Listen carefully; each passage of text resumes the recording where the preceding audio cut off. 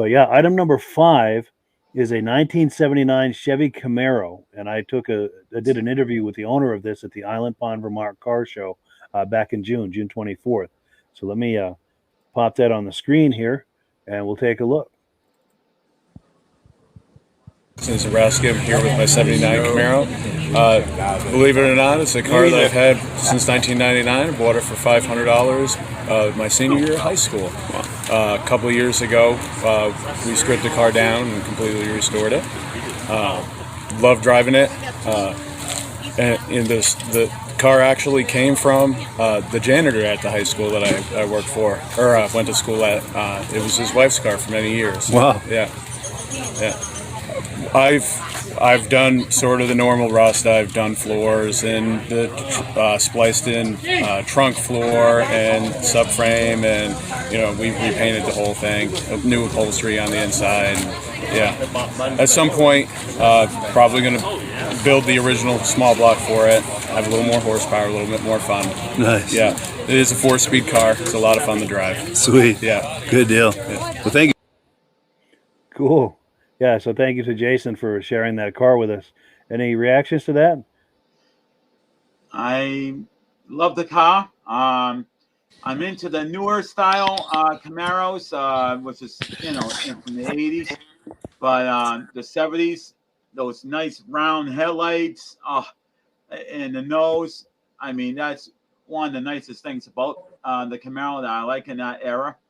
And then when they started making them a lot newer, then that kind of drifted away. And, I wish they would bring that style back in the last years of the Camaro, because I know the Camaro in the, 23, I think is the last year of the Camaro.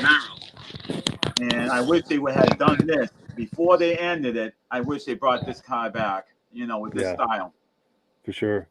And Virgil? Oh, yeah. I'm with Michael on that one. If they could bring this back for at least for 1 year, 2025. Yeah, they done away with it. Yeah. I bet they could do a cool modernized version of this look, too. Yeah. But I guess since they made the Firebird out of the new one, somebody did. So I guess there's some way that somebody can do this. Oh, yes, there is. It's just a lot of modifications. Sure. Yeah. Who has the $100,000 to do it, right? Yeah. Something like that. For sure. And go ahead, Rob.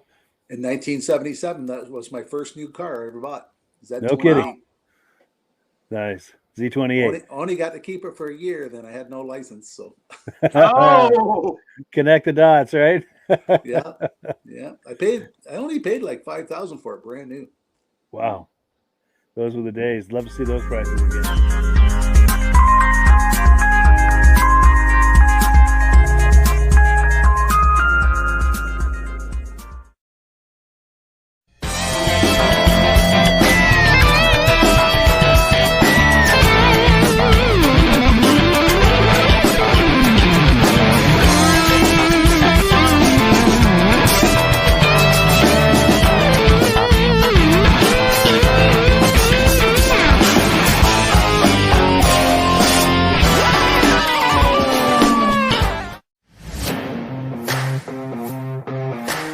Click the link in the description for your free Amsoil catalog.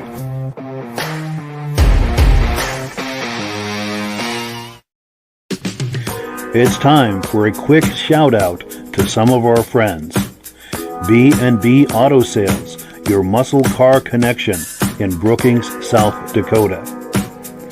Above the Notch Car Club, a car club for auto enthusiasts in northern New Hampshire. The New Hampshire Muscle Car Club, the largest muscle car club in all of New England. MGM Classic Cars in Addison, Illinois. Visit mgmclassiccars.com today. Beach Hill Automotive in Bethlehem, New Hampshire, specializing in the repair, service, and towing of muscle cars and classic cars. Absolute Auto Body and Collision Repair in St. Johnsbury, Vermont. And lastly, I am your independent Amsoil dealer. Click the link in the description for your free Amsoil catalog. And last but not least, if you decide to advertise with the Muscle Car Podcast, this could be part of your advertising message. Good evening and welcome to the podcast. I'm really glad you're here. I have a robust lineup of muscle car entertainment on tap for you tonight, but before we get into all of that, I want to make sure that everything is working properly. So, if you can see my face, if you can see my face and hear my voice, I'm going to ask you to leave a comment. Please let me know where you're viewing this from and whether you are a first-time viewer or a regular viewer. Now, to our first-time viewers, if this is your first time hanging out with us tonight, I hope you have a good time, and I hope you decide to join us here each and every Wednesday night at 9 p.m. Eastern Time. This podcast simulcasts to 8 different places across Facebook and YouTube. So wherever you're viewing this right now, just circle back in 1 week's time, and we'll be here waiting for you with another fun-filled episode. Now, to our regular viewers who are here week after week, month after month, and season after season, you guys are the ones who make this possible, and we really, really appreciate that. Now, we've got some comments coming in. Let's take a look at some comments, and then we'll get the party started. We've got BCJ Vids in the house saying howdy. Howdy back to you. Let's see. James Whiteside says, hey, guys, loud and clear here in Illinois, land of the snowless winter. Yeah, just about everywhere in the snow belt this year is the snowless belt. Unbelievable. Someone on Facebook saying, hey, guys, sounds good from Platkill, New York, regular viewer. That must be Stacy and Art Fosler. Nice to have you in the house. Here we go. Ben Thomas is in the house. Good evening, guys. Looking good in the Carterville, New York neighborhood. Glad you're in the house. Now, Ben is going to be my guest Sunday night at 8 p.m. If you go to our YouTube channel, Wheels, Keels, and Snowmobiles, he's going to be there, and we're going to be talking about vintage snowmobiles in a vintage snowmobile show he was involved with not too long ago. Someone on Facebook is saying, great job, Mike. Thank you for that. Oh, Kevin Culhane, our friend, is here tonight, loud and clear in Virginia Town. He's up in Ontario, Canada, and he was our guest on the Vintage Snowmobile podcast last week. We found out he's got muscle cars, and he's sent us a clip. We'll be looking at that tonight, and we're going to have him on this podcast sometime in the near future as well. Someone on Facebook saying, sounds good. We appreciate that feedback. Well, let's not belabor this any longer. Let's bring our friends on and get the party started. Good evening. Gentlemen, how are you all doing tonight? Doing good, Mike. Good deal. Nice to see everyone. Oh, yeah. And Michael, let's see. What's going on with your hat, Michael? What's that say? Ford Mustang. A little surprise that my girlfriend got me for Christmas. Very nice. Very nice. The only thing I got to do is get a Monte Carlo hat. Oh, yes. Dave Hill would like that. Or David Alaska Railroad. And I think Virgil is sporting some swag as well. There we go. Look at this. Yes. Some nice Amsoil stuff here. Oh, on the sleeve too, no less. Yeah. Nice. Runs on freedom. I run on freedom. Nice. Very cool. Forget that coffee stuff. That's right. Switch to Amsoil. Once you, I have to thank my local Amsoil rep, Mr. Rob there. You're welcome. Getting me a nice little T-shirt there. Very cool. Yeah, Rob, we appreciate you doing that. And Rob, how are you doing tonight? Doing good.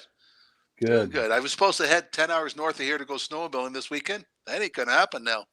Oh yeah, no snow, I bet, huh? No. Oh. God. These snowless winters, man. Well, we got a flood watching where I live, and I watched this thing up in Maine, a deer pantry where they feed deer. They're shutting down Sunday. They feed the deer all winter long, 800 pounds of feed every day. But they're shutting down on Sunday because there's the bare ground and everything, and deer can just get a lot of food themselves. Sure, there's things for them to browse on now. Sure. Oh, we've got more comments coming in. James Whiteside saying a 1999 Monte Carlo Z34. Yeah, cool deal. Oh, and Nick is in the house. Bada bing. He says, hey, guys, cool deal. And I like this. We've got a good mix of people viewing on YouTube and Facebook. This goes out, like I said, to 8 different places, and we've got people viewing in a lot of these places. So that is great to see. We appreciate that. So let's see. Item number 1. We've got kind of a theme tonight. The whole episode isn't all Mopar Challengers and like that, but we're going to have a lot of Challengers, Barracudas, and Roadrunners on the podcast tonight. So we're going to get it started here with a video from our good friend Derek Rabida. Now, Derek does the Japanese Mini Truck YouTube channel, which is an excellent channel. I highly encourage you to search for that on YouTube. I think you're going to like what you see. And let's look at a sample right now. Here's a clip of a 1970 Dodge Challenger, a video he did a little while back. Let's take a look. And we need our Jeopardy music here. That verse video clip always takes a moment to load. And sometimes it fails. It'll tell me here. There we go. Yeah, it failed. Let me try. Welcome back to another video. Today we are here with my friend Dan and Rachel's 1970 Dodge Challenger. And today we're going to be going over the facts, a little bit of information about the car, what makes this one, so special, why it's such a loved car throughout all these different generations. So we're going to get into it right now. Oh, man.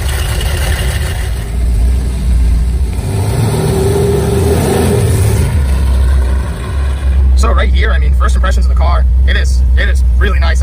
We haven't gotten into it at all, and you can feel the power. This car does not like going slow. It does not like standing still at all. So to start off, this car has the paint code FC7. It is the Plum Crazy Metallic Purple. And this is such a beautiful color by Dodge. This is a very iconic color for them. One cool thing about Dodge in the 70s, this car was a huge car of the muscle car era, and they were always doing these cool designs and all these different wild paint schemes. So right here is a pretty cool look of the inside of the car. So right here, these are your door locks. They click up and down. Your door handles right here. Your roll down windows. You have your mirror adjuster right here. We're not going to adjust that. And right over here, you just have these really cool gauges. I think this steering wheel is one of two options. And I think this one has the center horn, but they actually have some where the horn's not in the center, and you press like a button down here to make the horn go off, which is pretty interesting. It's got this wood grain trim all around though, just for the driver. All black leather. You have the high back leather seats. And this is a coupe. What's cool is you have that back window right there. You can see the pillar, but once you roll your back window down, the car essentially becomes pillarless. And another cool thing this car has is these old school rally wheels. So this car right here has these pretty cool Dodge Challenger floor mats. The RT purple matches the color, which is really cool. This car is the 3-speed automatic right in the center console. It's got this beautiful wood grain center console as well. If you have the manual, I'm pretty sure you do not get the center console. Another pretty cool fact about this car is this is a car of early shoulder belts. So if we flip around here, you'll see the shoulder belt hanging out up here. And you still have your lap belt down below. So we're moving to our next spot now. It was a little windy where we were, so we're gonna go check out another spot. But just such a fun car to cruise in. We're right by the ocean. People love the color of the car itself.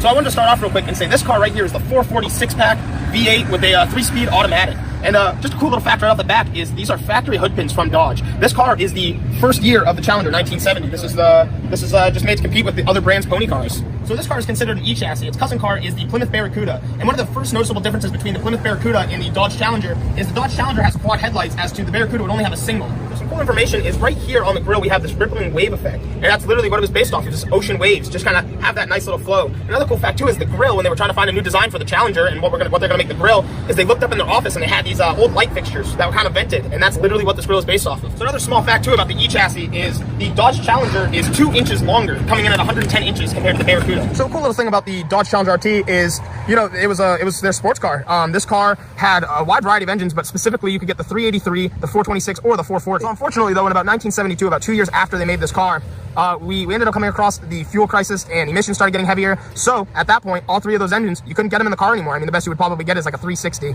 or maybe even a 383, but no more 426 and no more 440. So really quick, we'll just do a quick review on the back side of this car now. Like I said, I'm in love with the stripes. The white stripe, the Plum Crazy paint is beautiful. Just the details, the old school fuel cap. You got all your badges back here, the huge taillights, quad tips exhaust. And this car has such a sleek look. Some of them even came with like vinyl tops back in the day, and there's a select few convertible RTs. Compared to a base model Challenger, the options for an RT were mainly like you had better handling, obviously you had your bigger engine, and sometimes you just have these other little cool packages such as your stripes and different things like that, honestly.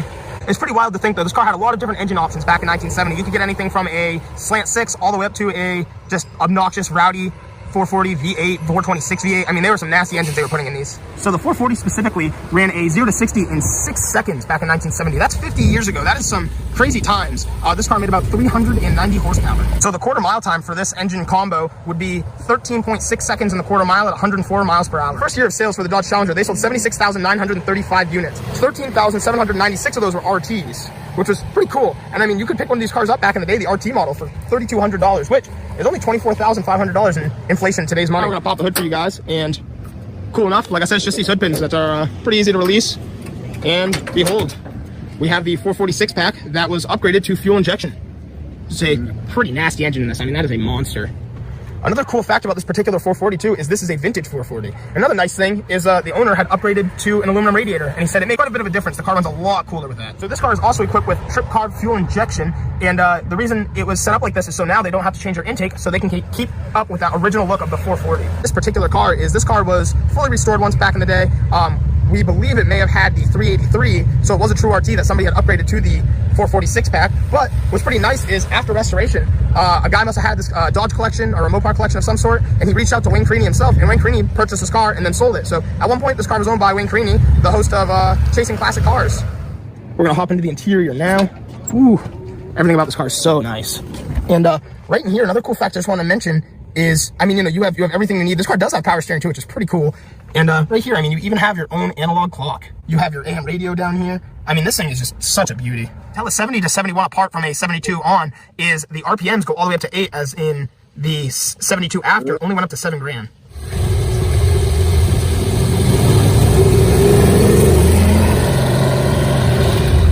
All right, guys, that was a lot of just little facts and cool information about this particular car. We're gonna cruise on back to the house now. I'll do my ending clip, but really, I mean, that was a fun, quick video to make. If you have any other cool information, let us know down in the comments below. If you have one of these cars back in the day or knew someone, let me know. I'd love to hear about it.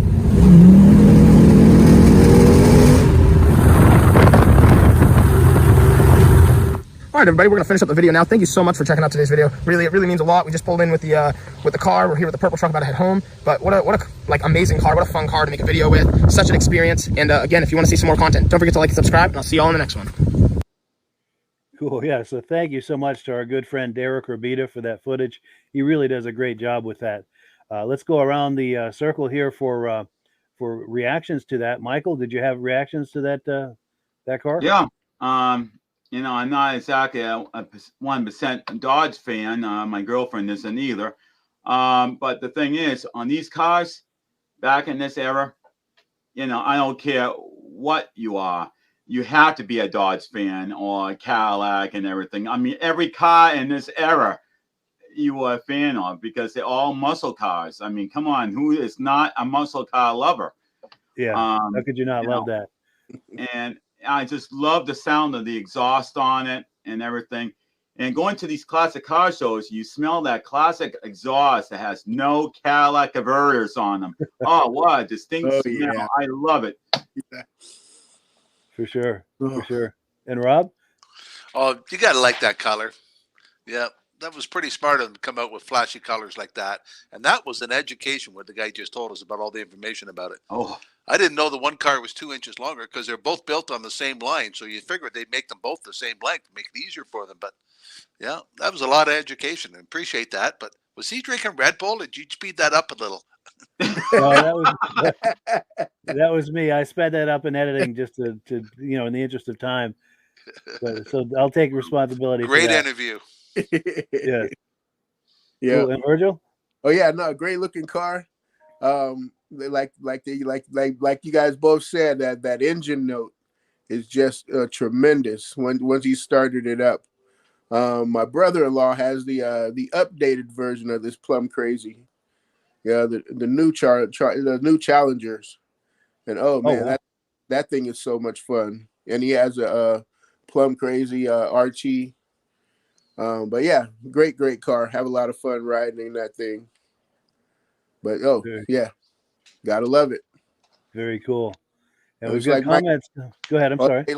And also too, like Michael says, no matter if you just grew up in this era, like here, growing up with these cars, you just love everything. You know, you can't just be one type. You got to love all those cars, especially once they start up. It's true. For a few years there, it's like the American manufacturers could do no wrong. Yeah. It was only for a few years, but they were wonderful years. Yes. And we have comments coming in. Kyle Phillips says, "Good evening, gentlemen," and Virgil. I think it's a friend of Virgil's, right? Oh yeah. Cool deal. Yeah. And James Whiteside says, "Gorgeous paint job." Absolutely. It sure is. And Bada Bing says, "That's what you call American muscle. Beautiful, beautiful." Absolutely. And bada bing, that's our friend Nick. He's got a video he shared with us. We're going to be looking at a little later tonight. That's got a beautiful shade of the color shade on that is beautiful too. We'll see that shortly. All right. And then James Whiteside says, "Baja Red Bull, cool deal." Cool deal. So, yeah, let me remove this from the screen here and get back where we need to be. And it's time now for announcements and AMSOIL. And if Rob is ready, we're going to put him. In fact, let me move this. There we go. Let's put Virtual's going to do full it. screen. Yeah. There we go. Get your oil. Get your oil. Michael, send us your size. Yeah, I'm Right. going to have to do that. Yeah. Definitely. And I know I've got the AMSOIL on the hat, and yeah, we've got to round out the square here with Michael with some AMSOIL. I'll have to get you a hat like this, Michael. I'll be glad to give you the address and stuff. Cool Send it deal. to me. Yeah, I can give it to Mike, and then Mike can send it over to you, so that way everybody gets the address. Nice. And Virgil, hopefully somebody can find me a nice Monte Carlo hat. That's what I really want. A nice 88 Monte Carlo hat, if they That'd be exist. cool. Yeah. Well, that car show season is coming up here, man. So you never know what we can find. Yeah. It's true. We might see one at a car show somewhere. Cool Yep. deal. So, Rob, if you're ready, I'll put you full screen and. I'm not ready. Not ready? I've been busy. I've got 2 shows this weekend. I got one 75 miles that way from my house, and then I got to go in Toronto. I got to go and set up tomorrow for a show called Motorama. So I got a booth at a sportsman show in Belleville and a show at Motorama in Toronto. So I got those to set up. So I have no product here to show you, but I would just want to talk to you about a lot of people has been phoning to me and through Mike and asking, what is the different levels of AMSOIL? I said, what are you talking about? They said, well, you're a dealer and you keep telling us how we can buy the product. Anybody can buy AMSOIL as a product through our catalog program. Mike could get you one of these sent to you free in the program. It tells you what the retail price is, or you can pay $10 and become a preferred customer and save 25%. And it tells you here what the retail price would be and what the preferred customer price would be. So anybody who wants to know how to get a best discount, that's the best way to do it. But there's different levels in AMSOIL. There's the catalog. There's the preferred customer that can get it for a discount, get it shipped right to their own place. And there's like me and Mike and some of others on this broadcast that are dealers. And the benefit of being a dealer, we have the opportunity of selling people through the catalog as becoming a preferred and also signing up other dealers. But we can also sign up retail and commercial accounts. Retail and commercial accounts get like a bigger catalog, has a little bit more information about all the products that AMSOIL has available, and they buy directly from AMSOIL. It doesn't matter if it's a small engine shop, an automotive shop, a hot rod shop. They can sign up as a retail account, buy it directly from AMSOIL, put it on their shelf and sell it. Or if they're a backhoe company, a landscape company, or something like that, we have the opportunity of signing them up, and they can buy directly from AMSOIL. And the good thing about being a dealer, every time we sign one of those people up, we get a 10% bonus. So if they buy $1,000 worth of product, AMSOIL sends me a $100 bonus check. It's kind of nice. So if anybody wants more information about the AMSOIL marketing situation, send Mike a message, and me and Mike will do a private Zoom with you and explain to you how you can get involved yourself if you want to just be a catalog, a preferred, or be a dealer, or if you have a commercial or retail account, you want to know how to get the products. We're here to help you. That's our business of helping people get AMSOIL at a better price and get it sent right directly to their house. Absolutely. And AMSOIL has some promotions on. Every month they have a different promotion. This month you get the $49 worth, get free shipping. Normally it's $100. So right up till March 12th, anybody orders $49 worth. So if you just want a couple of bottles of small engine to get your lawnmower out soon because you're not going to be using your snowblower, or buy some stabilizer for that snowblower that you never use, for $49 you can get some products. For the retail and commercials, there's also a promotion with them. And Rob, especially for the weed whackers, that's the one thing that the F&L definitely kills. Oh, yeah. It fries those right up. Yep. And to build on what Rob is saying, if you're like us, the four of us, you enjoy going to car shows, boat shows, snowmobile shows, any kind of events, races, things like that. It's a great way. It's a great opportunity to make a few dollars doing that, and over time it turns into more than a few dollars. But if you walk around at these shows wearing an Amsoil hat or a shirt like you Or an see these Amsoil guys shirt. wearing, yeah, and handing out catalogs, you can turn that into a great business opportunity. And I'll tell you, if you sign up under me, you get Rob and I both available to you, because I'm signed up as an Amsoil dealer under Rob. So if you sign up under me, you get both of us to help you and support you. Each of us has a lot unique to offer. Rob can coach you on how he makes money at these shows. He talks about these shows he goes to. This is how he makes his living. He's been doing Amsoil for over 40 years. So if you have an idea of maybe you'd like to do Amsoil at shows, he can coach you on all of the different nuances and details on how to do that and do it in a really productive and profitable way.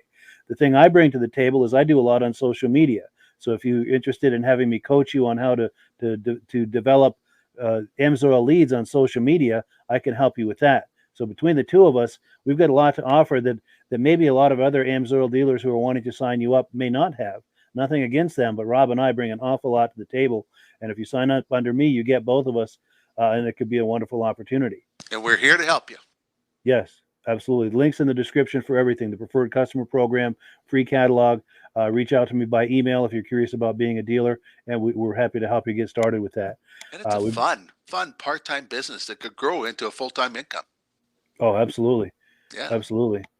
And I have to say, the Amsoil commissions I make are what support this podcast, make this podcast possible. And it's growing slowly but surely into a nice little business. And it helps for the cost of doing these podcasts. Now, we've got another comment that's come in. Bada Bing says, I love the exhaust to 100% carbon monoxide. LOL, just kidding. Yeah, he says without the catalytic converter. Yes. Oh, yeah. You get the full experience. Well, Mike, I gotta make a note. There's only one vehicle out there today that has no catalytic converter, besides motorcycles when they take off the pipes. It's the mail trucks. Oh, really? They removed the catalytic converters off those trucks. Wow. What are they going for? With that better mileage, or what are they trying to do there? I don't know. It's because they stop and go, and I guess that might cause a problem. So they just said the hell with the catalytic converters, and those are nothing more than a Chevy S10. Then they have another modified one that's actually based on a Ford chassis. So the older ones without the window behind the slider door, those are the older trucks. Those are Chevy S10s. The ones that have the window behind the door, like a small window, those are typically Fords. Sure. Interesting. Very interesting. Well, cool. We're on item number 3. We're going to take a look at a 1970 Chevy El Camino, and this car is for sale by our friends at B&B Auto Sales out in Brookings, South Dakota. Let's cue that up here and take a look. And we need our Jeopardy music. It's funny, these things are loading slowly tonight. Come on, Virgil, we're depending on you. Maybe if I blow on the screen. As soon as I start, it's going to start. As soon as I start, it's going to start, Yes. So, but here it comes. right. Hi, this is Dirk from B&B Auto Sales. Today we're showing you our 70 Chevy El Camino, a nice driving car, good looking car, California car, so nice and rust free. We just put some new Boyd Coddington wheels on it. There you can see BF Goodrich radial TAs. Good looking wheel on there, 350 automatic. Had a recent repaint by the previous owner. You can see it's got a good shine to it. Somebody nicked it right there. Got a couple little chips right there. Otherwise, car's in nice shape. Interior's good. Automatic, non-air car, but interior doesn't need anything. Bed liner in the bed. Got a little tank right there. Same deal. Somebody probably got close to it, a parking lot. Like I said, good tread of the tires. Not too many issues here to show you on a walk around video. Just a nice car.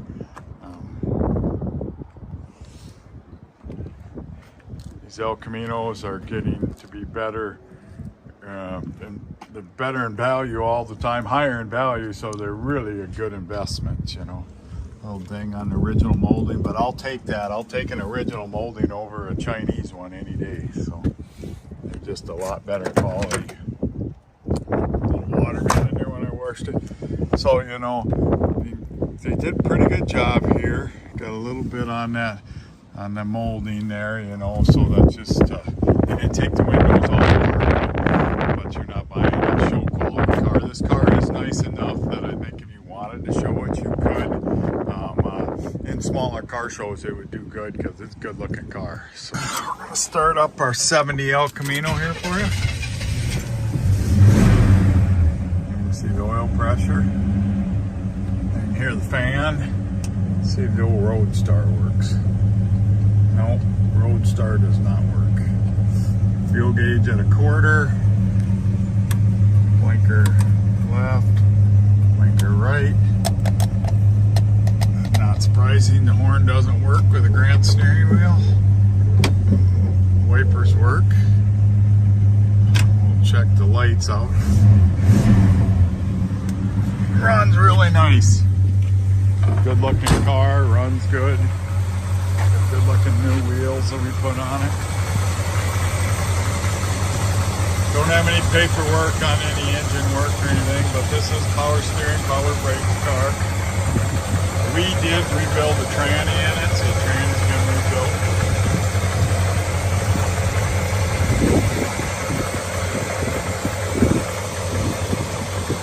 Headlights.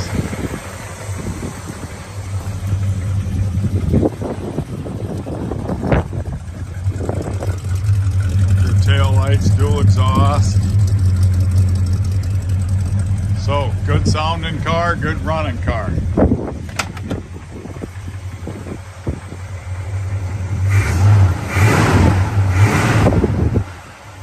Any questions? 605-695-7391. Well, yes, thank you so much to our friends at B&B Auto Sales for that footage. We appreciate that. Reactions. I think it's Rob's turn for the first reaction. Yes, it is. Why do people always say California car? People in California don't drive them as hard or something? Why do you want a California car? Yeah, Why not a especially with all those Vermont car? Or they always say Well, California car. That tells you about the rest. Yeah. Yeah, you know. I got a question. A guy told me El Caminos were made by Holden in Australia a year before they're available in North America.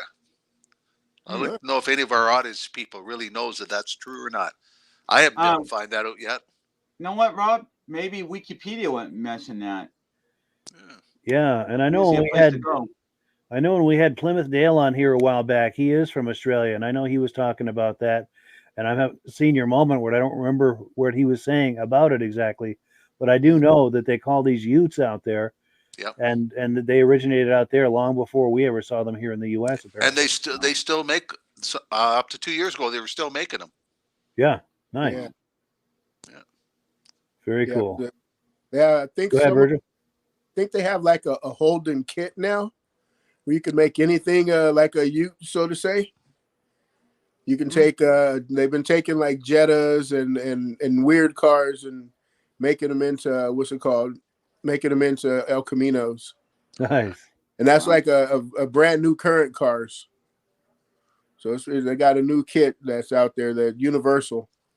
That's cool. I know there's a shop in Massachusetts that does that too. I should reach out to them, have them on sometime. Because I know they'll take like a modern Dodge Charger and turn it into a Ute. Yeah. And a few other things too. I think they've done it with Beetles and Jettas, like you say. But yeah, this one looks pretty cool. Once again, those Boyd Coddington wheels. The way his wheels are machined, you'd never ever get them mixed up for anybody else making those. That's a cool look for sure. There are so many that come out just like it, but you can see where they started. Sure. You always know where the originals. Sure. And Michael? Yeah.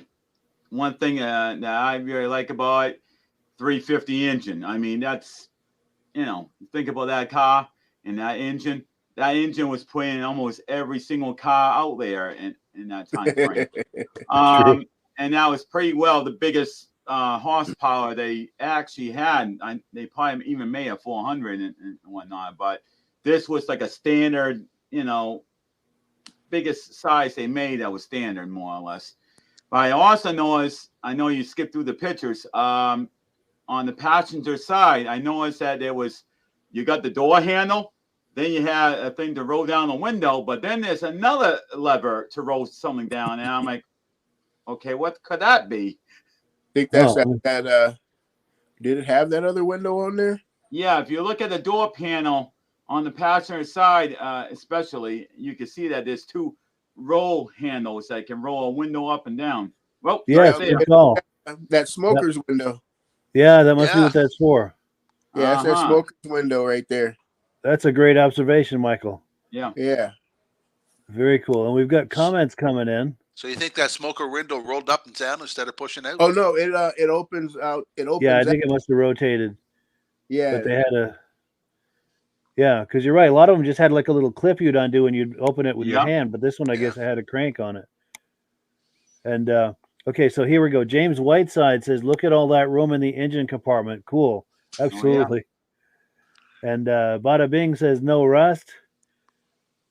And yeah, someone on Facebook is saying vent window. Ben Thomas says cream puff, love it. Always wanted one of those El Caminos. Would be a great car to haul vintage sleds to the summer shows. Yes, absolutely. It'd be cool to have like an Elan in the back of there or something. And Bada Bing says yes, it's for a vented window. Cool deal. So we have, cool deal. We've got confirmation on that. So I'm going to remove this and let's get back to where we need to be. Let's see, item number 4. This is our good friend Kevin Culhane. He was a guest on the Vintage Snowmobile podcast last week. And like I was saying, we discovered he's also into muscle cars. He's got some nice ones too. Here's a clip he sent us of his 68 RT. Let's cue this up here. You're going to like this one. Let's take a look.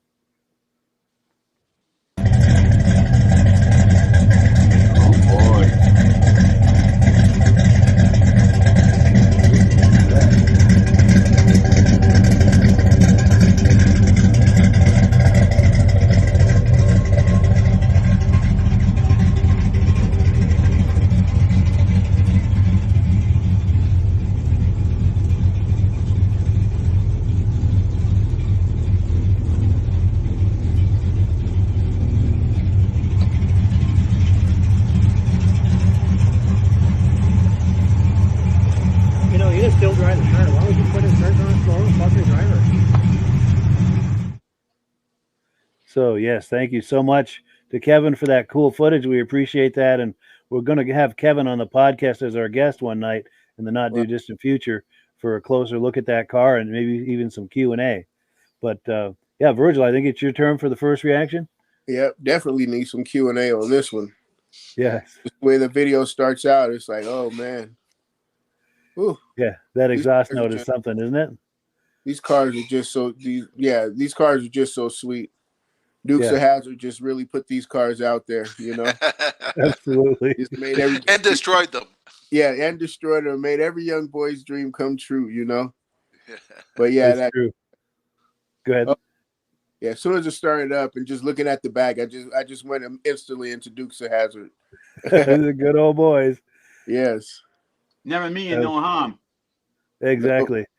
And it's funny, too, that show came on the scene just about the time I was getting my learner's permit, which is probably not the best timing because first thing I did when I got my driver's license is find a local sand pit for some donuts. Oh, yes. And brought the car home, all kind of grass underneath the front bumper. I had a little explaining to do. Well. But Michael, reactions to this? Yeah. When you were just talking about your first getting your license and stuff, the first vehicle I ever drove, and I didn't have a license back then because I was too young. Guy let me drive his GMC pickup through a gravel pit. And he's telling me, why are you using directionals? I said, why? Aren't you supposed to? You know? And, well, come on, it's a gravel pit. I said, well, why break the habit? I'm in a good habit. Let's not break it. True. But yeah. what I really like about the car is I love the taillights on the back, how they go small to large on either side. It's just a beautiful feature with that. Yeah, that's a nice one. Then I like the license plate. I mean, come on, Snoopy RT, come on. I mean, yes. I mean, the sleekness of it. And then if you look right there in that picture, because on both sides you got it on the back corner. You get these little round things right at the near the back. Nope, not there. Oh, you just passed it. Right there, you can see it. Right there, right Right on on the right end behind there. the black stripes. And it's one on both sides, and I'm believing those were, for directionals. But with being that small, I don't think they were very effective. Sure. Very So cool. Parker would But come probably on. probably a requirement for that year. Quite possibly, sure. And Rob? Oh, what a great sounding motor in that thing. Oh yeah. I can't wait to have him come on and take it out for a drive. Absolutely. And he's got a Corvette also that I can't wait to bring on here. I think, what did he say, Rob? A 2018 or 19 Corvette? Yeah, 18, I think. 18, yeah. I think it was a C7. Yeah, very cool. Well, we've got comments coming in. Or did you have any more on that, Rob? Any more reaction to this? Nope, that's good. All right. He also almost looks like he got one of those pistol grips in there, and I seen the hearse on the back of the car there, the hearse sticker. Yeah. And Kevin, if you're watching, yeah, is that a hearse shifter in there? Because he is watching. I see a comment from him, which we'll get to in just a second. But yeah, let's look at some comments. James Whiteside says, "Nice cam." Yeah, absolutely. Stacy and Art Fosler say, "Nothing like the sound of a big block." Yes, Definitely. Ben Thomas says, "I'm not a Mopar man, but yes, Mike, that exhaust note is really something." Yeah. Now here we go. Kevin Culhane, the owner of the car, he says, "All of my vehicles have Snoopy plates." He likes the Charlie Brown theme, I guess. That's where he's going with that. Well, we're gonna have to find a way to get a little Woody character put in the car so that Snoopy won't be lonely. Yes, Woodstock, absolutely. And David from Alaska Railroad says, "Good evening, Mike, Rob, Virgil, and Michael. Nice to see you, David. Good to have you in here." Hello, David. Thank and you. Then we've got answers from Kevin that Corvette is a 2019. We do have confirmation on that, and he said yes, it's a hearse shifter. Very cool, and we thank Kevin so much for that footage, and we're going to do a lot more with Kevin down the road, both on this podcast and on the Vintage Snowmobile podcast. So really looking forward to that. So let's remove this and get back to the menu. Next, we've got an interview I did earlier today with our good friend John at Autobuy Magazine. The latest edition is out, and we took a sneak peek at it. Let's pull that up right here.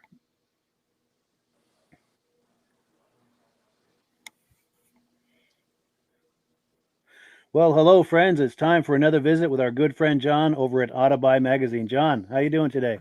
Doing fine. How are you? Doing good. Great to see you. So the word is out. Another edition is out on the street. Yeah. Actually, we're working today with the March issue, and we're a little bit later in the month than when we normally get together. And the April edition has already been printed and out, but I didn't use anything from that cover because nobody can get it yet. So, but it's coming out, so no big deal. Nice. So there'll be a whole lot of new things coming on the website in the very near future, it sounds like. Oh, there always are. Yep, all the time. Our dealers upload new inventory to the, and then any new photo ads that we get from consumers too. They're going online constantly as we get them. So you can come and check our website, autobuy.com, one day, and 2 days later, you'll find completely different cars. Well, not completely different, but new cars. Sure. Constant rotation every day. Yep. Wonderful. And of course, the theme for this month is Mopar, specifically the Challengers, the Barracudas, and the Roadrunners, and anything, in that kind of neighborhood. Shall I pop the first one and we'll talk about it? Yeah. Yep. Right on the cover. Yep. That's the first one. Yep. The 70 Challenger TA there. That's a numbers matching car, which is pretty cool. 346 pack. Back then, the Mopar came up with so many really cool colors. And this one is Go Mango Orange. Very cool. They can see that one coming, huh? Oh yeah, absolutely. Visibility is everything. Yep. And then this one here, this is by one of our dealers here, Auto Mall. 70 Plymouth Cuda. Now this is pretty cool. 17,000 miles is all that's on that car. The last owner had it for 22 years. It's the 440. I don't think it was a 6-pack, but it's a 440. It's got the pistol grip shifter on the 4-speed trans. That would be a lot of fun right there. Oh, for sure. And especially with such low miles. That's amazing. Yeah, yeah, yeah. I mean, with that low of miles, 79,000, that's not a bad deal right there. No, that's a find. Yeah. Something similar here. 73 Plymouth Cuda, again, a 440 six-pack tribute. You'll see that. There's what does the tribute mean? Well, that just means that somebody, this car wasn't actually a 440 six-pack tribute or a car when it was made, but somebody went and added that and then added usually the graphics package. And then they call it a tribute, so it's like the really cool, desirable car, just a lot less money, so that's kind of cool. Very cool. This one here, 72 Challenger. Whenever you talk about Challengers and Cudas, you got to find a plum crazy purple. Again, the cool colors they had back then, Panther pink and whatever the green was, that toxic green one they had. Neon green, yes. Neon, yeah. This has I don't got remember what they called it, but yeah. Go ahead. I'm sorry. This has got what they call the strobe side stripes and the black interior, which I think almost all these cars had black interiors. I've seen plum crazy purple with a white interior, but really on a limited basis. Now, this was just a 340 cubic inch car here and an automatic, so it wasn't as fun as the big block with the 4-speed, but still, this is an awful cool car. For sure. And then we had to pick one of the newer ones, and these cars here, this 23 Dodge Challenger SRT, this is a Hellcat, supercharged car, 800 horsepower, 6.2 liter motor, automatic transmission. I had a dealer up in South Dakota here that gentleman was about 80 years old when he got his, and he said he couldn't even drive it because it was almost uncontrollable, 800 horsepower.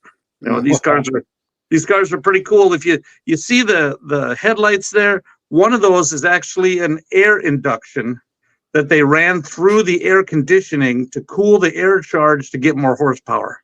That's amazing. Yeah. That's amazing. Yeah. So it's amazing what they're doing today. That's what we got for you this month, sir. Well, cool. Well, I appreciate it. And always for our friends who are viewing this, be sure to look for Autobuy magazine on your local newsstand, as well as the website. The website, as John mentioned, is constantly changing, constantly being updated with new cars for sale. And it's just a wonderful resource. Yep. And one of these times, we'll see what we do next month, but we'll do a podcast where all we talk about is cars that aren't in the magazine. They're only on the website. That'll be fun. Idea. Great idea. And we'll do it next time. Okay. Well, thank you, John. Great to see you as always. All right. Thanks, guys.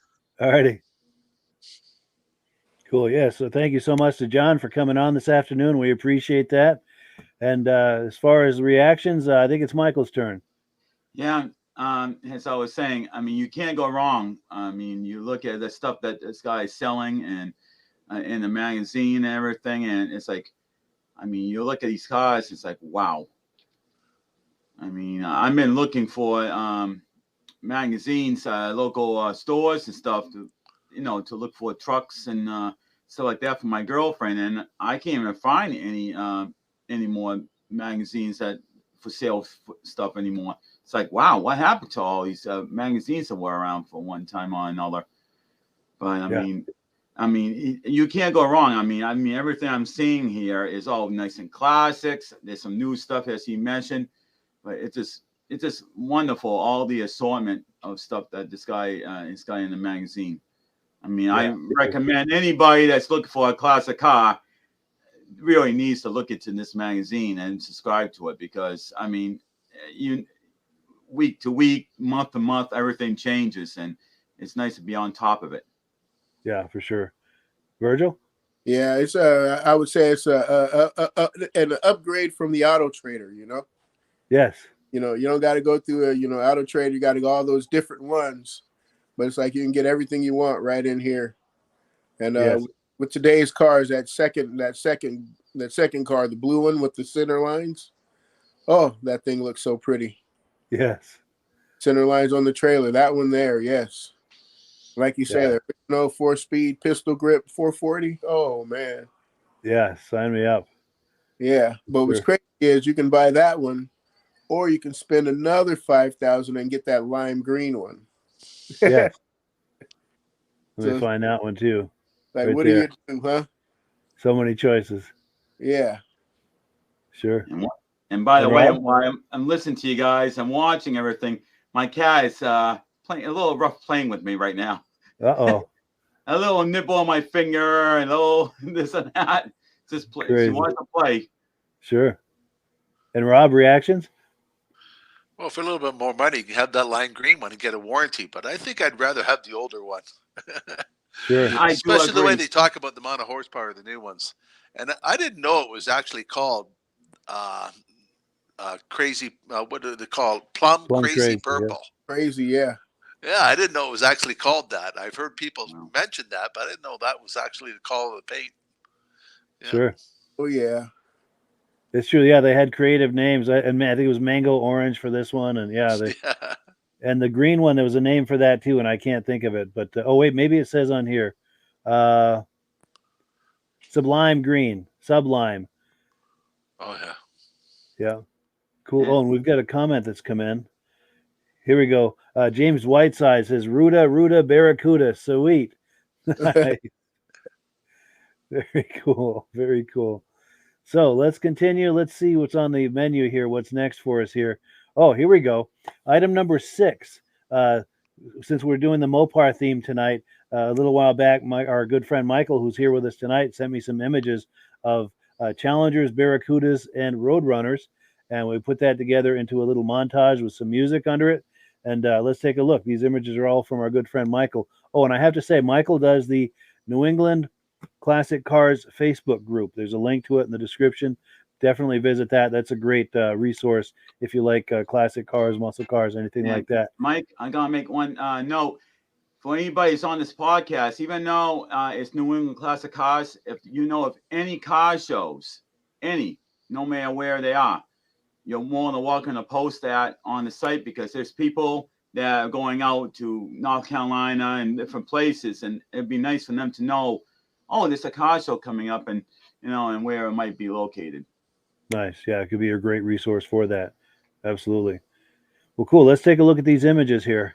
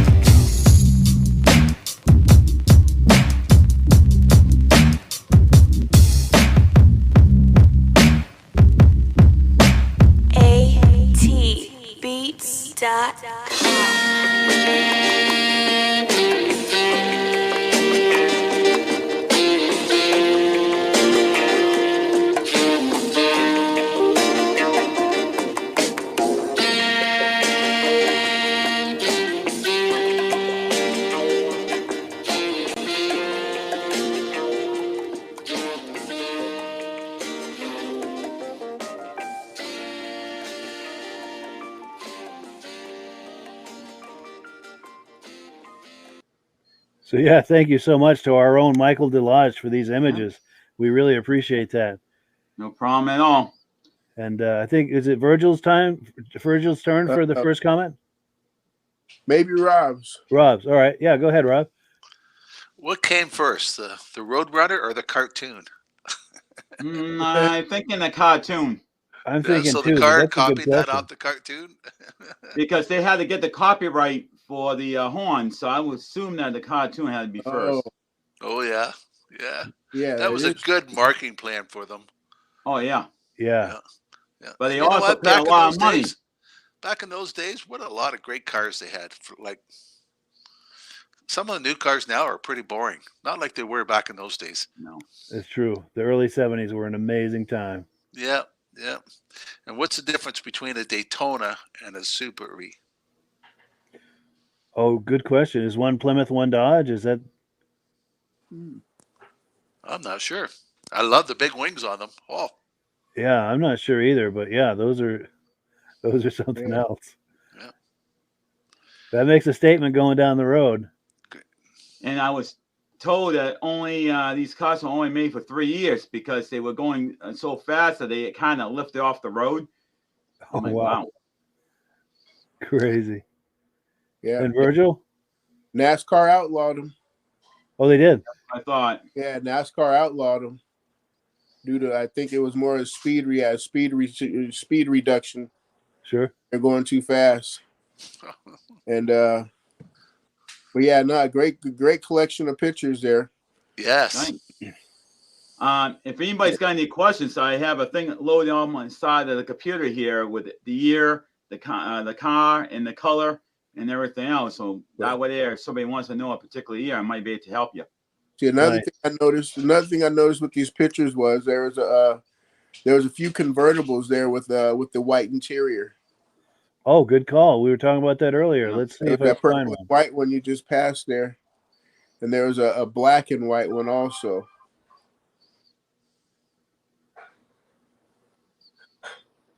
Yep, black and white. And that car there, the red, white, and blue, I've seen that in magazines before. Yeah. Yes. And I don't remember what the significance of it is, but I have seen that in quite a few places. Let me, oh, here we go. Right there with the white interior. Yeah. Nice. And we've got plenty of comments coming in. Let's take a look. Bada Bing says, I agree. The older models. Yes, that is the name for sure. Yeah, gotta love those old cars. James Whiteside says, Mammoth, Illinois, the first week in August, there were over 1,400 cars that show up. Great show, guys. So, sounds like it's a great car show at Mammoth, Illinois. Wow. First week of August. Cool deal. No, Kevin Culhane says Plymouth is a Superbird, Dodge is the Daytona. There we go. There you go. And then Stacy and Art Fosler second that. Yes, Superbird was Plymouth, Dodge was Daytona. And Bada Bing says the same thing. Very cool. I love that we get that instant feedback. We put a question or an idea out there and poof, it comes right back with comments, questions. I love that. It gives it a sense that we're a community. We're all friends doing this. And keep in mind, guys, if you guys are coming down into the Mass, Rhode Island area, Gillette Stadium, I don't know the exact date, but I believe it'd be sometime in April, near the end of April, it might get started up bi-weekly. Nice. That's coming up real soon. Yes, there's going to be one at Seekonk Speedway also, and that's I think that might be the first or second show of the season I'm aware of. And that's in middle of April. Yep. Coming right up. Cool. So we're on item number 7. Our good friend, and he's also viewing tonight, Nick Caniello. Now, if you remember the last time we did this podcast, I showed you some footage that he sent me of a 78 Lincoln Continental Mark V backing out of a trailer. Well, he and I got to texting about that, and he took a second video just for us with a little bit kind of a deeper dive of that car. Let me pull that up here, and we'll do that deep dive and see what he's got to say about it. Hi, Mike. So this is my 1978 Lincoln Mark V Continental. It has 25,702 miles on it. I got it with about 22,517 miles on it. I have it since August. So this is a Cordovan luxury package. They only made 3,498 of these in this color, in this Mark V, this Cordovan red. And they only made 732 with the Cordovan luxury package, which is a two-tone interior, which I'm about to show you. So the only thing I did differently since I got the car, Mike, is I put the dual band white wall tires. It had a half-inch white wall tires on it, which did absolutely nothing for the car. I hated them. And I had the inside of the turbine wheels painted gold to match the gold factory pinstriping on the car. And believe it or not, this is the only car that came from the factory with the gold stripe in a Cordovan luxury package. So I thought that was really neat. And as you can see, it's a carriage roof with the convertible look. The car was ordered with porthole windows on it, which is another cool feature about this car. It makes it unique, in my opinion, anyway, and I liked it for that reason. The paint is incredible. I see that you saw in the last video how the metallic reflects in here. It's just super, super nice. Car is in fantastic condition. I mean, I don't do rusty cars. I don't buy them, and I buy cars that are clean, exceptionally clean. This is almost 100% pristine. It's got a little, flaws here and there. I mean, the car's 46 years old, so nothing, nothing is going to be perfect on the car. It's not concourse, but very close to it. And I will show you the inside of the car as we go along. Now, and as I open the door, you could see that this particular interior is the Cordovan luxury package with the red and white two tones, with the red inserts on the seats. And current mileage is 22,703 miles. So I pulled this car out, Mike, today just for you, to show you and you guys on your channel. Yes, I got a little disco ball. My wife gave me that. So let me take a picture of that. And yeah, so the car is very, very clean, and I love it. People give me a lot of thumbs up on it when I drive it. Let me open up the hood. The underside is just as nice. As you can see, the door panels are like in mint condition also. Back seat, the same. Super, super clean. And you could see that those are factory porthole windows in there. Nobody tampered with this car. It was ordered like that. Back in the 70s, you could do that. Order a car the way you want it. So what I will do now is open the hood. I'm gonna have to put the phone down, Mike. This hood is too heavy, just like my Eldorado. You don't want to bend the hinges on these either, so just give me a second.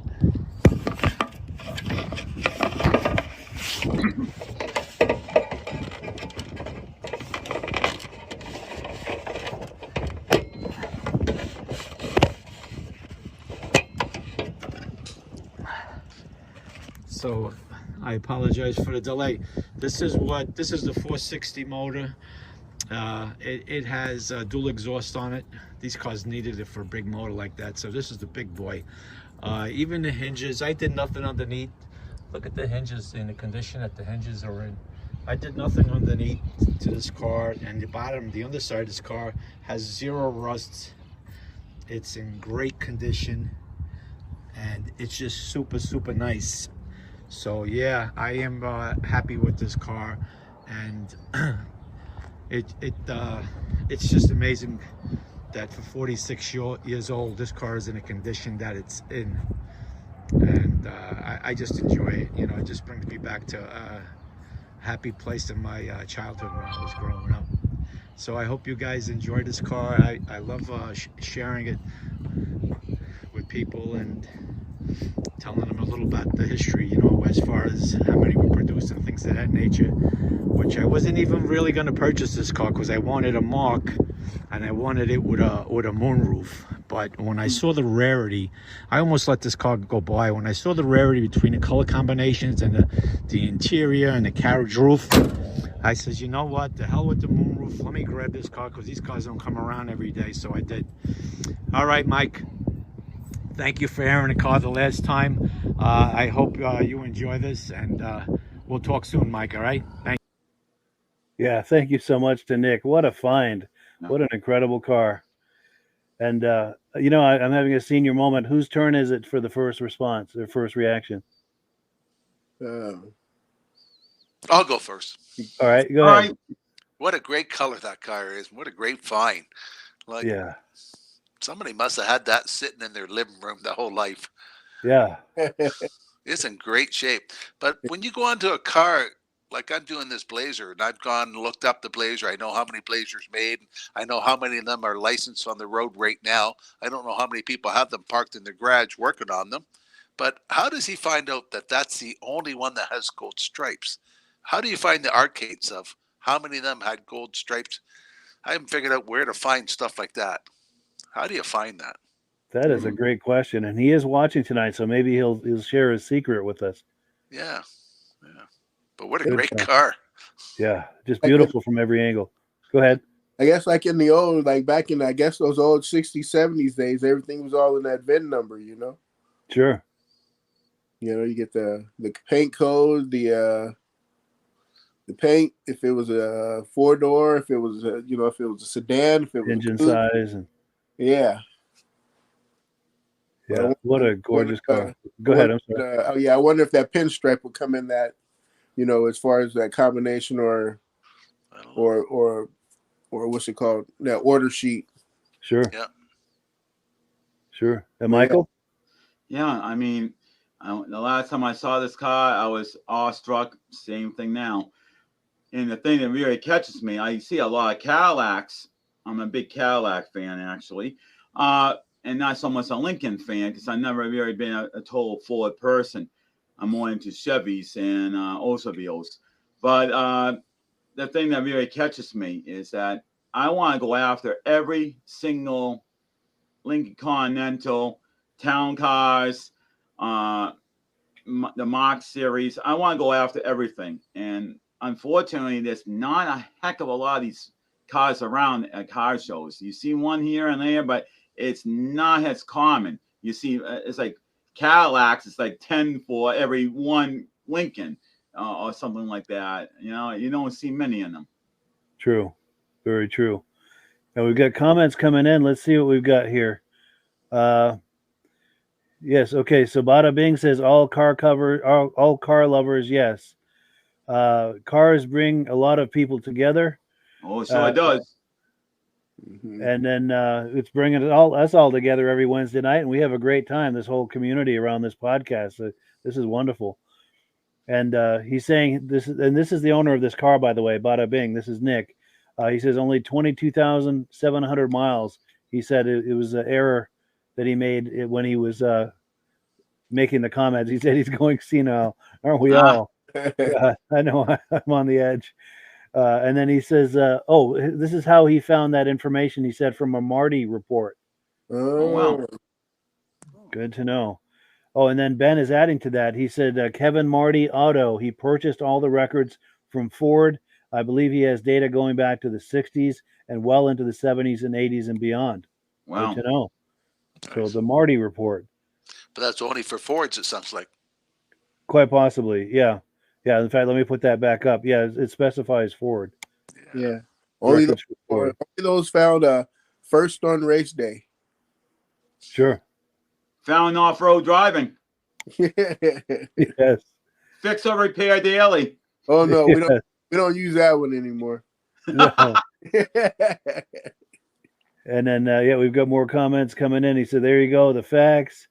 Ben Thomas says, "Yes, only Ford." Okay, so we do have confirmation on that. But it's nice that exists. Yeah. Well, cool. So let's remove this from the screen. We've got one more video to show you, and it is getting late. This is a, we're talking about Barracudas and Challengers and Roadrunners, all Mopar. Well, Ford was doing very similar things with a similar size sedan back in the day, and we're going to take a look at number 8, a 1970 Mercury Cougar for sale by our friends at MGM Classic Cars. And wait until you get a look at this car. This one's really special. There we go. Buddy, it's Earl coming to you from MGMClassicCars.com in Addison, Illinois. something we don't see too many of, a 1970 Mercury Cougar. Luxury and sport all in one. This thing is real beautiful, holding all its original panels. It's got like those clamshell headlights in front. It's really cool. I like it. Very luxury. It's got a 351 Cleveland in there. It's been completely redone.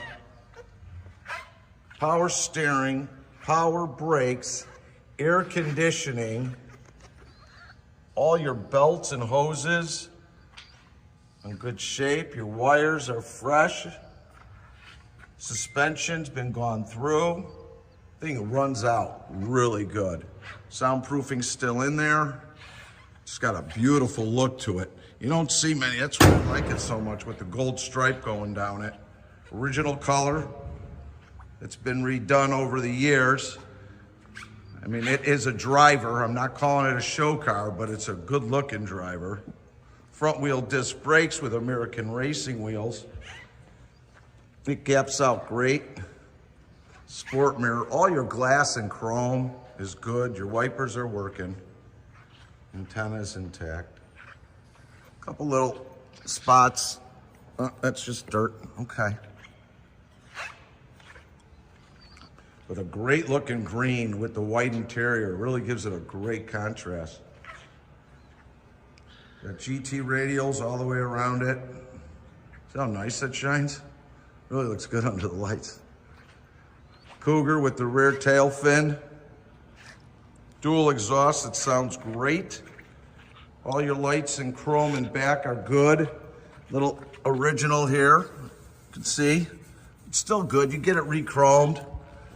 Keep the original one real clean underneath, folks. Yeah, we get very few, there's very few Mercuries. It's a cult all its own.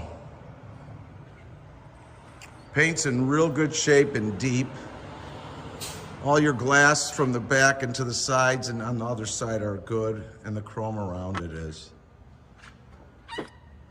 The paint's holding up good. Gaps out great. It really does. It's nice because you pull up and you're different, you know? You don't see many of these. It's got a great stance on it. Look at that face. A Cougar. I know plenty of those. White buckets, very clean inside. See, they kept it the same color. Pretty much original interior. See what your sticker's still in the door. And look how clean it is. Nice. Wood steering wheel. Back seat. Seat belts intact. Rear deck good. Nice tight headliner. Dash is in good shape. Horn's working. Fire's right up. Look how nice it is.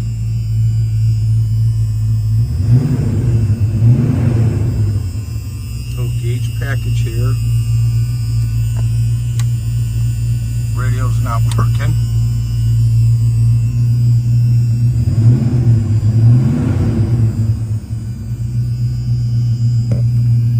See it. I think it's 56,469 miles on the odometer.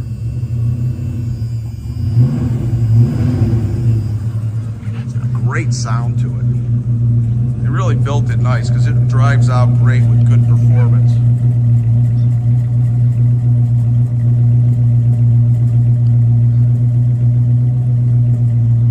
Real good sound. Tight, brakes very well.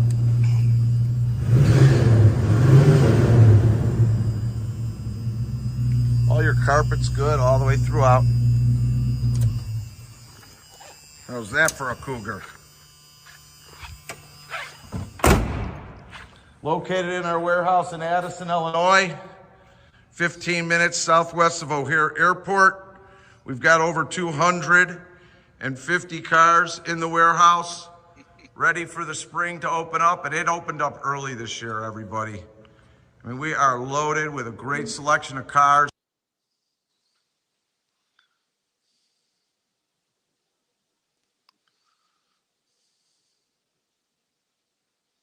We've got shipping nationwide, bonded and insured, opened and enclosed to your front door. Warehouse hours are open from 9 a.m. Monday through Friday to 5 p.m. and Saturday from 10 to 2. All our pricing, description, video, and pictures are on our website. If you have any questions on any of that information, you need some help, feel free to give me a call. You can reach me at 773-600-0919. My name is Earl. That's 773-600-0919. Please like us on Facebook. Subscribe to our YouTube channel.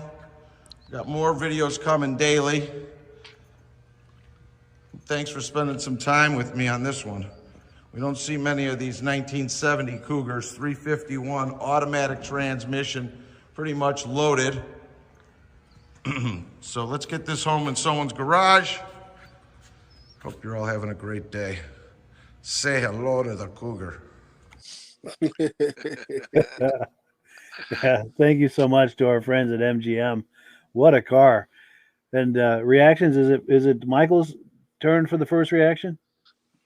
Okay, now go. Looking at this car, I just love that striping right down the center of the hood, and it kind of matches the interior and everything. And to see that this is just a straight Cougar, because I've also seen some I think XR or XK7. XR7 or something. Yep, XR7. You know, I think that's the only two versions they ever had, right, Virgil? And the Eliminator. I don't know if I ever saw one. Yeah, big Eliminator with the 390. Now, how do you tell if it's the Eliminator? Does it actually say the name on it? Yeah, there's a fancy color scheme. Ah, all right. Because the only ones I ever seen was the Cougar and the XR series, and that's the only two I think I ever got pictures of. Yeah, I mean, I just love the interior.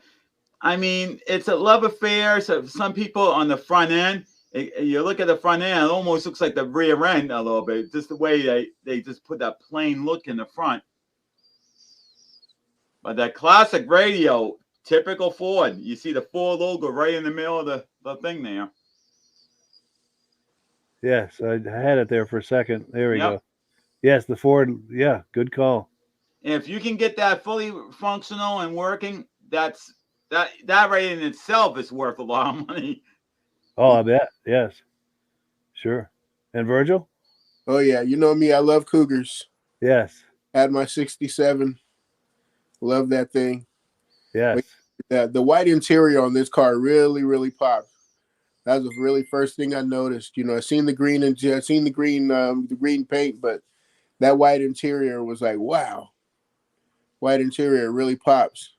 And then to be at a 70 and have that to have that 351 in there. I was trying, when he said 350, I was already saying 351 when he was getting ready for engine, and I was like, oh, which one does it have, the Windsor or the Cleveland, you know? Now, what was the idea about the 351? I mean, you got the Chevy with the 350. This is a 351. They couldn't actually use the name 350 because it's a Chevy owned. That could have been. That 351 had a lot more power than a 350. Wow. That would be that patent, you know. Yeah. Because I know that the Mustangs, it was 289 and 30. I think it was a 305 and 302. 302.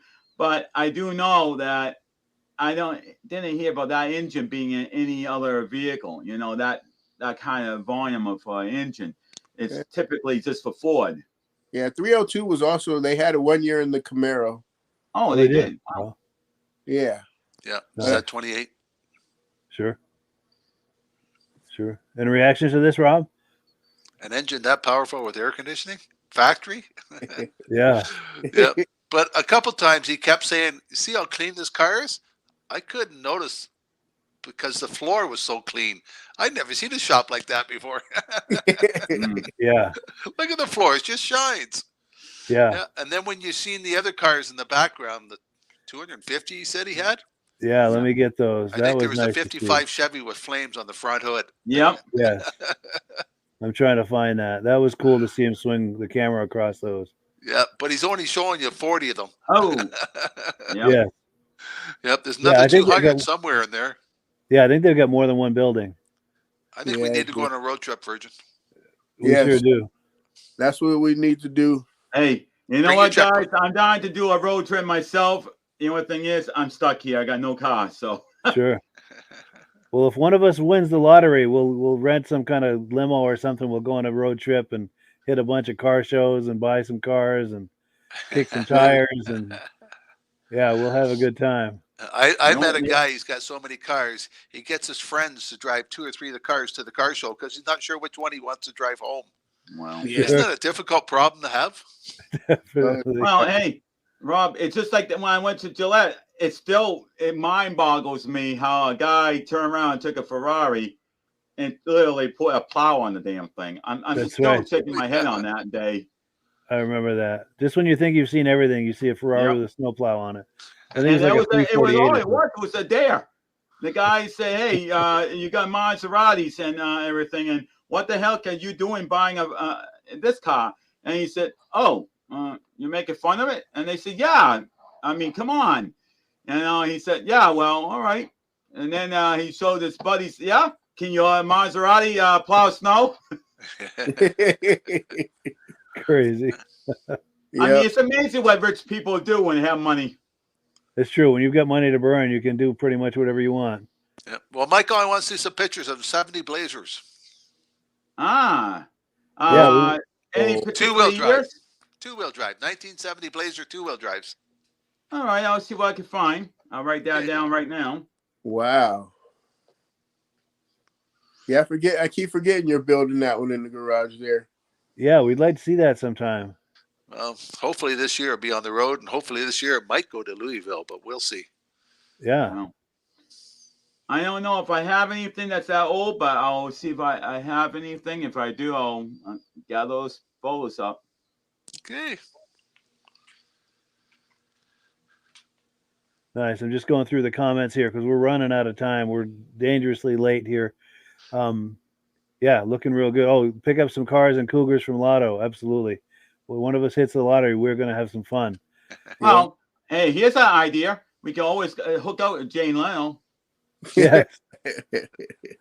Totally. Nah, he keeps it. He doesn't sell them.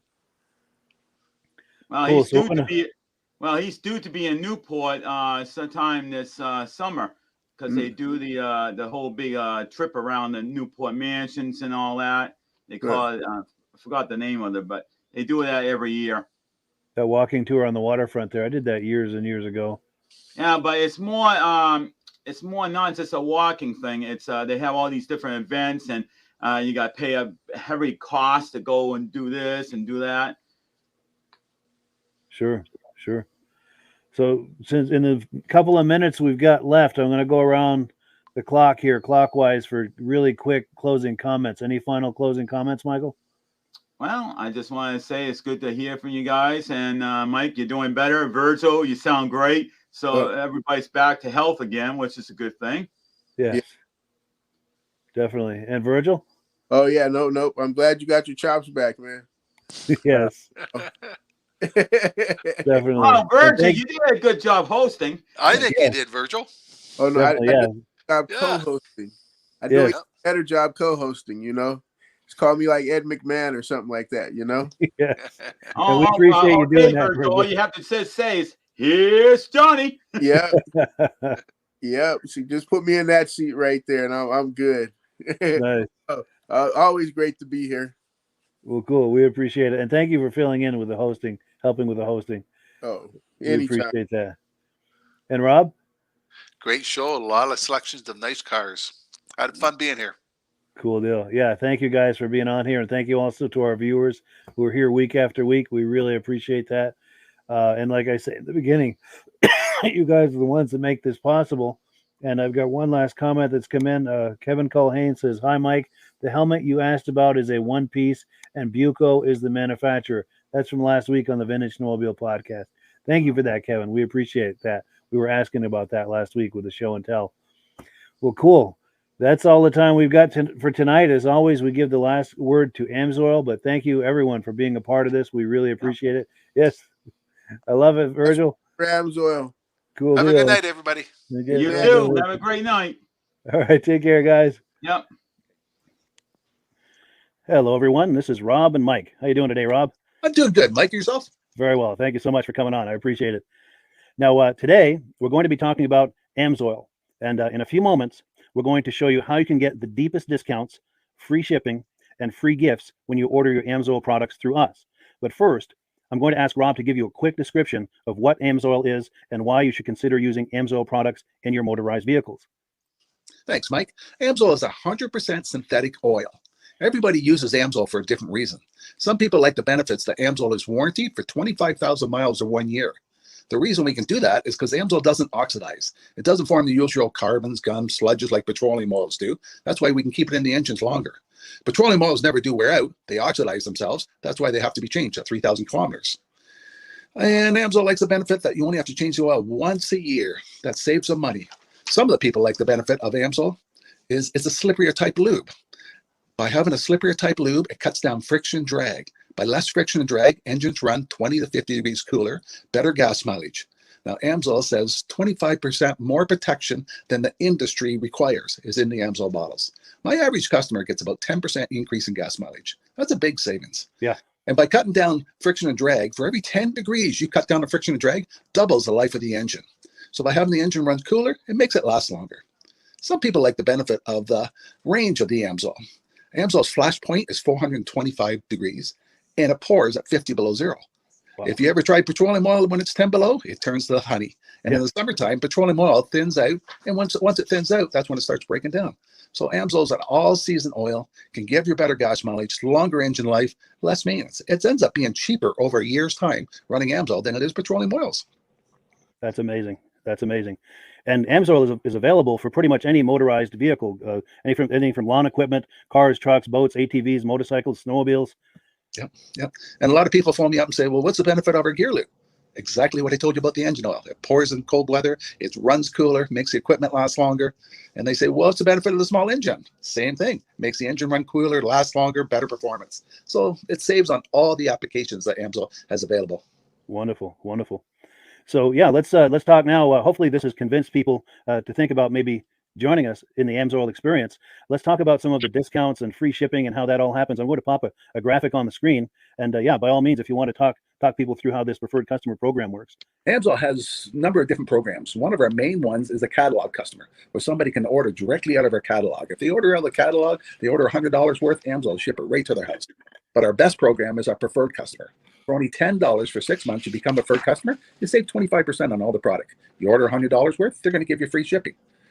You don't have to order a whole case. You can mix and match. Say you want 4 bottles of small engine, 7 bottles of 5W30, and a couple of gear loops. You can mix and match. You can order 1 bottle at a time if you want. There's no minimums, no maximums. By being a preferred customer, you save over 25% on all the products you're going to buy. Amsoil sends you extra gifts, $5 gift certificate on your birthday, $5 when you renew your account, and stuff like that. So it's a good way to save on some of the products you want to buy. For sure, for sure. Yeah, it's an incredible value. And this is the deepest level of discount that anyone can get when ordering Amsoil. Is that correct? It is. It is. Wonderful, wonderful. So let's take people through the step-by-step experience of placing an Amsoil order. Then that would include signing up for the preferred customer preferred customer program, so they can receive those deepest levels of discount. So let's go to the website. This is what the website's going to look like. These are some screenshots. Once you go to amsoil.com, there's a link in the description, or you can just type that into a browser, amsoil.com. This is the page you land on. At the upper corner of the page there, you see how I've circled in red. That is the link to click, the Join Now link. That will take you to the preferred customer program page, where you can take advantage of all these discounts and free shipping and everything that we've just been talking about. This is what that page looks like. In the lower right, you're going to click Join Now. This will pop up. You select the duration you'd like, whether it's 6 months or 12 months, and click Add to Cart. Now, once this pop-up goes away, you'll be back on the main page. And the upper left, you'll see where I've got that red arrow. It says Shop. Now you can start shopping for products, and on your very first order, you're going to get these discounts and the free shipping as long as it's over $100. You'll get all of these benefits right away.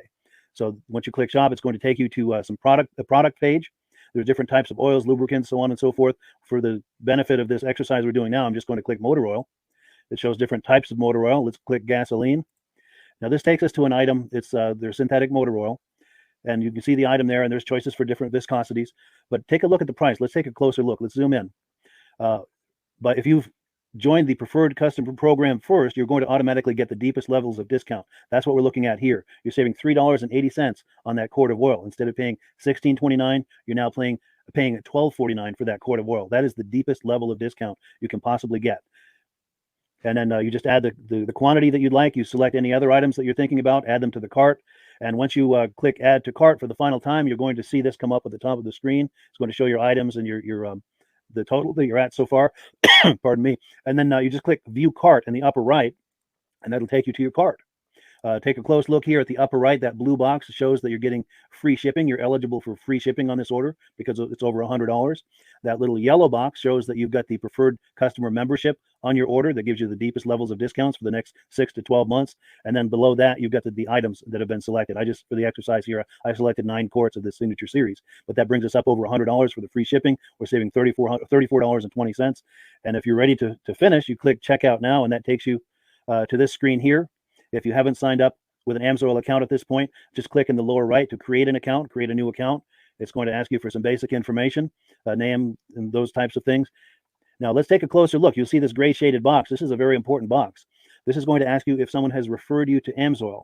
And if so, please enter my name. My name is Mike LaPierre. It's spelled right there on the screen for the correct spelling. And also the referral number, 304-555-94. That's how you make sure that Rob and I get credit for this. Now, in the interest of full disclosure, I have signed up for AMSOIL under Rob. So when you order using this referral number, Rob and I both benefit. So if you enjoy these podcasts that we're doing, this is a wonderful way to support the podcast, because when you order using this referral number, Rob and I both benefit. And the commissions I make go directly toward offsetting the cost of doing these podcasts. So I thank you in advance for that, for using my referral number.